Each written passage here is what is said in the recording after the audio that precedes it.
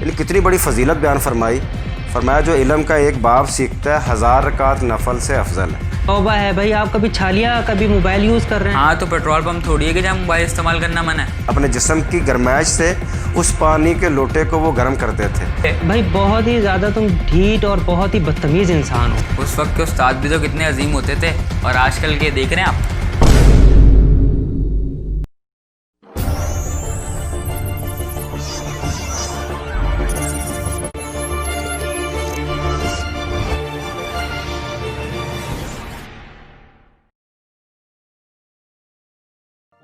بسم اللہ الرحمن الرحیم. تمام دیکھنے اور سننے والوں کو السلام علیکم. آپ دیکھ رہے ہیں سوہنا ٹی وی اور میں ہوں آپ کا میزبان عبداللہ منہاس.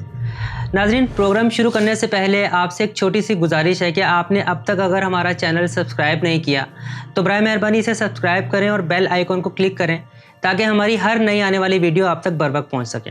اب ہم چلیں گے آج کے پروگرام کی طرف.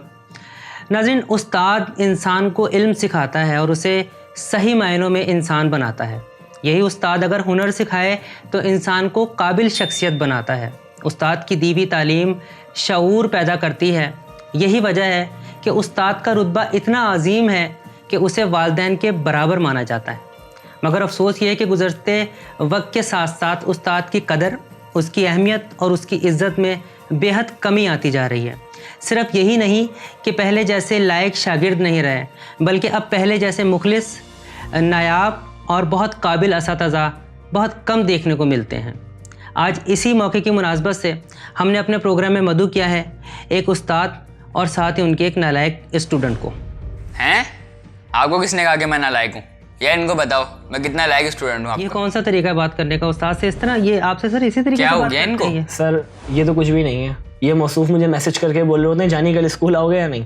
تو توبہ ہے بھائی, یہ کون سا طریقہ ہے استاد سے ایسا بات کرنے ریئیکٹ کیوں کا؟ کر رہے ہو آپ لوگ؟ تو خیر پھر اور ہوتی کیا ہے. کریں, آپ کس طریقے سے استاد سے بات کر رہے ہیں؟ استاد اور شاگرد میں دوستانہ ماحول نہیں ہونا چاہیے. بتا یار جانی یار. اف میرے خدایا, دوستانہ ماحول ہی ہونا چاہیے, لیکن اس کا مطلب یہ نہیں ہے کہ آپ تہذیب بھول جائیں, آپ اخلاق بھول جائیں.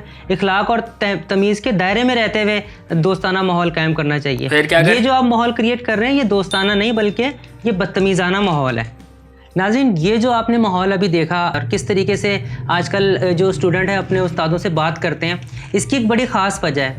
وہ یہ کہ آج کل نوجوان لڑکے لڑکیاں صرف میٹرک یا انٹر پاس کر کے کسی بھی پرائیویٹ اسکول میں بغیر تجربے کے ہی ٹیچنگ اسٹارٹ کر دیتے ہیں. اب وہاں پر یہ ہوتا ہے کہ جو 9 یا میٹرک کلاس کے جو اسٹوڈنٹس ہیں وہ ان ٹیچرز کے تقریباً ہم عمر ہوتے ہیں. یہی وجہ ہے کہ وہ جو اسٹوڈنٹ ہیں وہ اپنے ٹیچرز سے نہ صرف یہ کہ فری ہوتے ہیں بلکہ یہ جو نوجوان اساتذہ ہیں, جو نوجوان ٹیچرز ہیں, وہ بھی ان کو فری ہونے کا پورا موقع فراہم کرتے ہیں.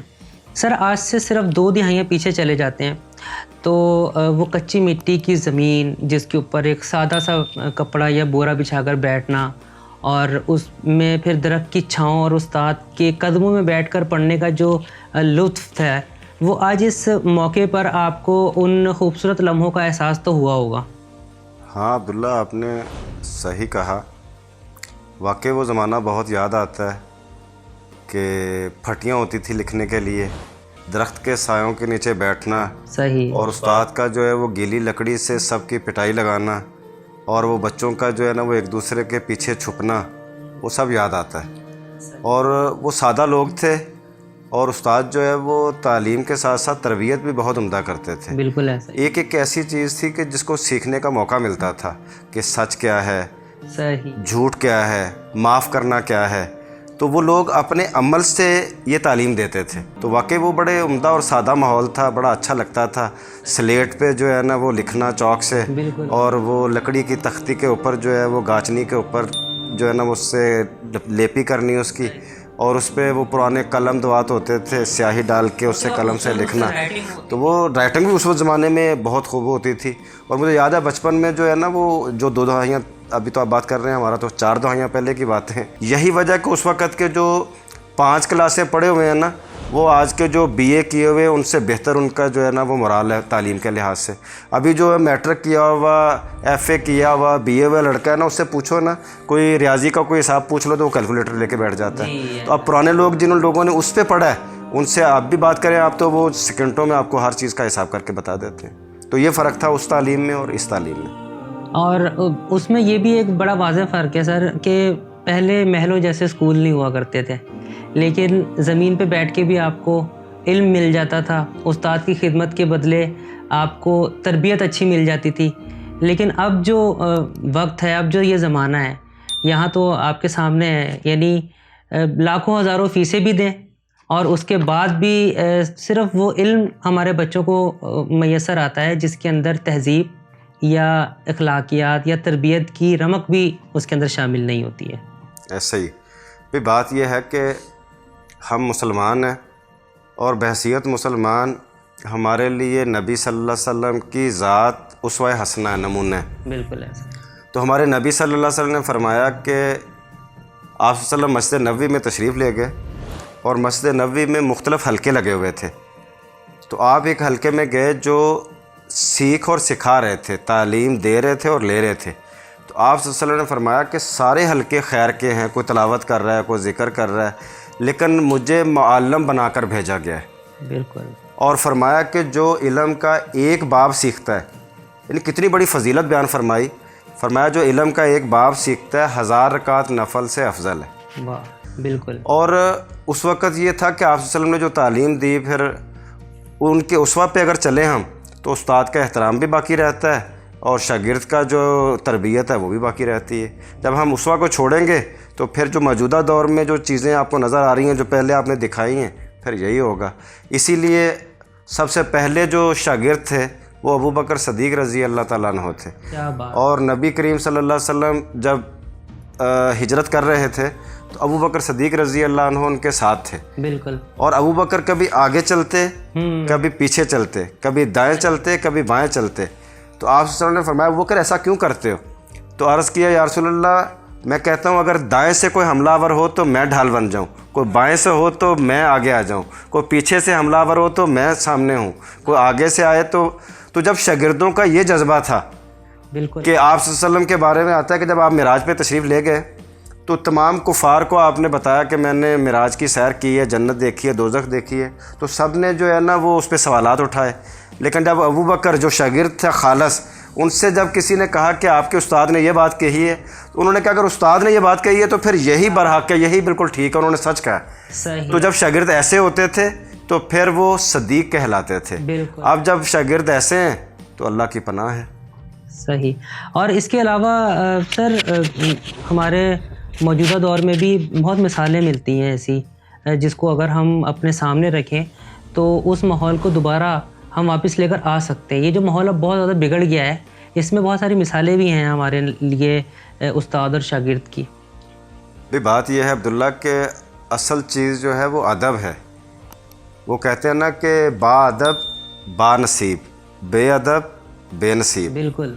تو جن لوگوں نے ادب کیا اللہ پاک نے ان کو وہ مقام عطا فرمائے کہ آنے والی صدیوں میں اس کی مثالیں نہیں ملتی. بالکل ایسا ہے. اب ہارون رشید نے اپنے بیٹوں کو امام نسائی رحمۃ اللہ علیہ کے پاس پڑھنے کے لیے علم حاصل کرنے کے لیے بھیجا.